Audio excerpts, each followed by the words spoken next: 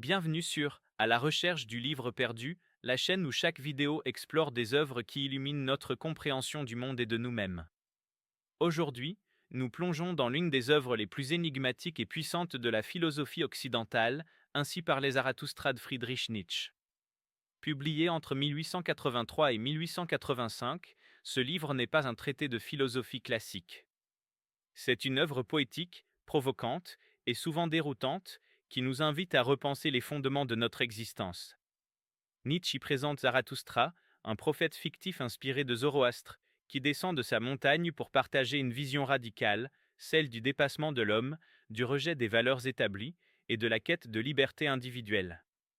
Ainsi parlait Zarathustra est célèbre pour ses concepts centraux, comme celui du surhomme, Übermensch, de l'éternel retour et de la mort de Dieu. Mais que signifient réellement ces idées?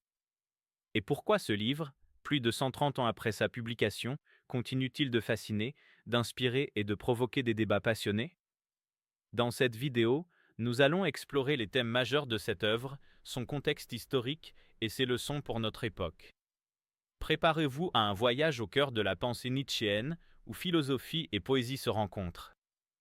Pour comprendre Ainsi parlait Zarathustra, il faut s'intéresser à son auteur, Friedrich Nietzsche, et au contexte dans lequel il écrit. Né en 1844 en Prusse, Nietzsche est un philosophe, philologue et poète dont la pensée a révolutionné la philosophie occidentale. Mais sa vie est marquée par la solitude, la maladie et une quête incessante de sens. À l'époque où il écrit Ainsi parlait Zarathustra, Nietzsche traverse une crise personnelle et intellectuelle profonde.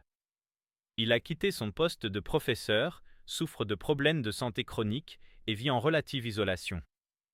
Pourtant, c'est dans ce contexte qu'il produit certaines de ses idées les plus audacieuses, remettant en question les fondements de la morale, de la religion et de la société. Nietzsche écrit dans une époque marquée par l'essor de la science et la remise en question des dogmes religieux. La théorie de l'évolution de Darwin, par exemple, bouleverse les conceptions traditionnelles de l'humanité. Nietzsche, loin de s'en réjouir, voit dans la modernité une source de nihilisme, une perte de sens et de valeur. Ainsi parlait Zarathustra est sa réponse à ce défi. Ce n'est pas un livre qui se contente d'analyser le monde, c'est une invitation à le transformer. Entrons maintenant dans le cœur de l'œuvre. Ainsi parlait Zarathustra est structuré en 4 parties, mais plutôt que de suivre une progression linéaire, Nietzsche nous entraîne dans un voyage philosophique et poétique où chaque chapitre explore un aspect de sa vision du monde. L'un des concepts les plus célèbres du livre est celui du surhomme, ou Übermensch. Zarathustra annonce que l'homme est une transition, un pont entre l'animal et quelque chose de supérieur. Pour Nietzsche, le surhomme est celui qui dépasse ses propres limitations, qui rejette les valeurs imposées par la société et qui crée ses propres valeurs. C'est une figure de liberté et d'autonomie, mais aussi de responsabilité. Le surhomme n'est pas un être parfait ou divin, c'est un idéal, un défi lancé à chaque individu. Un autre thème central est celui de la mort de Dieu. Zarathustra proclame que Dieu est mort, une phrase souvent mal comprise. Nietzsche ne célèbre pas la mort de Dieu comme un athée militant. Il constate que dans le monde moderne, les croyances religieuses traditionnelles ont perdu leur pouvoir de donner un sens à la vie. Mais cette perte crée un vide. Sans Dieu, comment trouver un sens à l'existence? C'est ici que l'idée du surhomme intervient, comme une réponse au nihilisme. Enfin, Nietzsche introduit la notion de l'éternel retour. Cette idée, à la fois fascinante et troublante, suggère que tout ce qui arrive dans notre vie se répétera éternellement, encore et encore. Ce n'est pas une prédiction cosmologique, mais un test philosophique. Si vous saviez que chaque moment de votre vie devait se répéter éternellement, aimeriez-vous votre vie telle qu'elle est? Pour Nietzsche, l'éternel retour est une invitation à vivre pleinement, à embrasser la vie avec toutes ses joies et ses souffrances. Ainsi parlait Zarathustra est aussi une critique radicale de la morale traditionnelle. Nietzsche rejette les notions de bien et de mal imposées par les religions et les conventions sociales. Il invite au contraire à une morale personnelle, où chacun définit ses propres valeurs en fonction de son expérience et de sa vision du monde. Cette idée, bien qu'inspirante, soulève des questions complexes. Comment éviter le chaos si chacun suit ses propres règles? Et comment trouver un équilibre entre liberté individuelle et responsabilité collective? Ainsi parlait Zarathustra n'est pas seulement une œuvre philosophique. C'est aussi un texte poétique et provocateur qui a marqué l'histoire de la pensée occidentale. Les idées qu'il présente, le surhomme, la mort de Dieu, l'éternel retour, ne sont pas des réponses simples à des questions complexes. Elles sont des invitations à réfléchir, à remettre en question nos certitudes et à embrasser la vie avec courage. L'un des aspects les plus fascinants du livre est la manière dont Nietzsche s'attaque aux valeurs traditionnelles. Pour lui, ces valeurs, qu'elles soient religieuses, morales ou sociales, sont souvent des chaînes qui nous empêchent de réaliser notre plein potentiel. Le surhomme représente une rupture avec cette soumission. Mais Nietzsche ne propose pas un modèle universel, il invite chaque individu à devenir son propre créateur, à trouver sa propre voie. La mort de Dieu, bien qu'elle soit souvent interprétée comme une provocation anti-religieuse, est avant tout un constat. Nietzsche voit dans le déclin des croyances religieuses une opportunité, mais aussi un danger. Sans Dieu, l'humanité risque de sombrer dans le nihilisme, cette idée que la vie n'a pas de sens. Pour contrer ce vide, Nietzsche propose une affirmation radicale de la vie, où l'éternel retour joue un rôle central.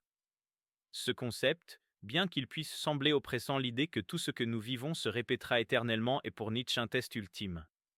Si nous pouvons accepter et même aimer l'idée de revivre chaque instant de notre vie, alors nous avons appris à dire oui à l'existence. Sur le plan culturel, Ainsi parlait Zarathustra a eu un impact immense. Il a influencé des écrivains, des artistes, des philosophes, mais aussi des penseurs politiques. Cependant, certaines interprétations du surhomme, notamment par les idéologies totalitaires du XXe siècle, ont déformé les idées de Nietzsche, qui rejetait pourtant toute forme de nationalisme ou de domination. L'œuvre reste controversée, mais c'est précisément cette capacité à provoquer des débats qui en fait un texte vivant et essentiel. Qu'est-ce que Ainsi parlait Zarathustra peut nous apprendre aujourd'hui? Ce texte, bien qu'écrit à la fin du XIXe siècle, parle à notre époque d'une manière saisissante. Il nous invite à réfléchir sur la liberté individuelle, sur la manière dont nous définissons nos valeurs et sur la façon dont nous abordons les défis de la vie. La question de la liberté, centrale chez Nietzsche, est plus actuelle que jamais. Dans un monde où les normes sociales, les algorithmes et les systèmes économiques semblent de plus en plus déterminer nos choix, le message de Zarathustra devenait celui que vous êtes raisonne avec force. Il ne s'agit pas de rejeter toutes les règles, mais de les examiner, de les comprendre et de choisir celles qui nous aident à grandir. L'idée du surhomme, bien qu'elle puisse sembler élitiste ou inaccessible, est une métaphore puissante pour le dépassement de soi. Dans un monde où les pressions extérieures, qu'il s'agisse des attentes sociales, des idéologies ou des crises mondiales, peuvent nous écraser, Nietzsche nous rappelle que nous avons le pouvoir de créer notre propre sens. Ce dépassement n'est pas une compétition avec les autres, c'est une quête intérieure. Enfin, l'éternel retour, bien qu'il soit une idée difficile à accepter, nous offre une leçon précieuse. En imaginant que chaque instant de notre vie se répète éternellement, nous sommes poussés à vivre pleinement, à choisir consciemment nos actions et à trouver la joie même dans les moments difficiles. Cette vision n'est pas un fardeau, mais une célébration de la vie dans toute sa complexité. Ainsi parlait Zarathustra n'est pas un livre qui offre des réponses toutes faites. C'est un défi, une invitation à penser par soi-même et à embrasser la liberté avec tout ce qu'elle implique de responsabilité et de courage. Ainsi parlait Zarathustra est une œuvre qui transcende les époques. Nietzsche nous invite à réinventer nos vies, à dépasser les limites imposées par la société et à affirmer notre existence avec intensité. Ce livre n'est pas une lecture facile, mais c'est une expérience transformative qui pousse à la réflexion et à l'action. Si cette vidéo vous a donné envie de découvrir ou de redécouvrir ce chef-d'œuvre, je vous ai mis un lien en description pour commander le livre. Merci d'avoir suivi cette exploration. Et vous, que pensez-vous des idées de Nietzsche? Sont-elles toujours pertinentes aujourd'hui? Partagez vos réflexions dans les commentaires. À très bientôt sur À la recherche du livre perdu.